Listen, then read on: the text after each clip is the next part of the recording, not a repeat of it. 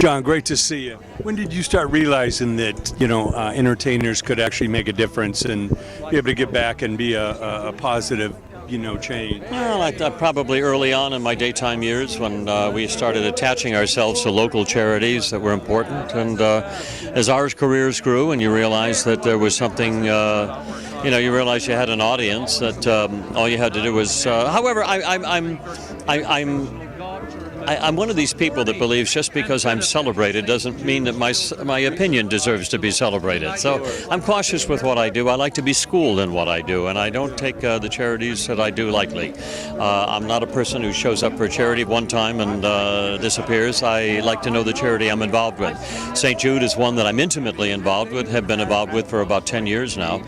Patrick Burton and I jumped on board many years ago together with his tournament, and done a lot of work with them, and I just believe so strongly in the work that they do.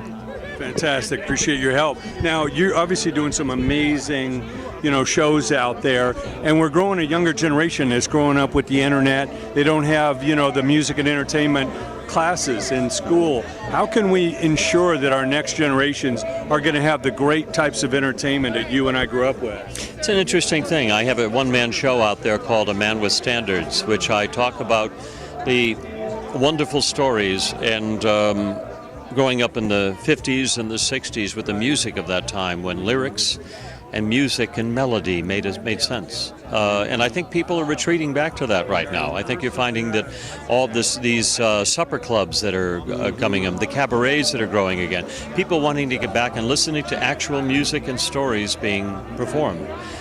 So I think there's an enormous audience, as there always will be.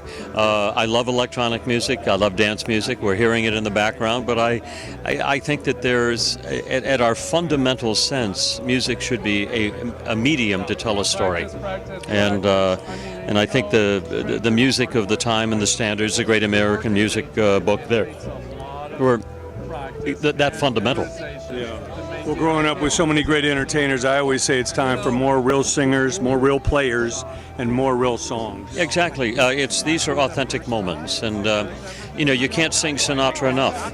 Every time I sing Sinatra, I'm singing something that's important, and I can't say that about when I sing rock and roll. I love rock and roll, listen to it, it's a lot of fun, but it's not important to me. When I sing Sinatra, it's important.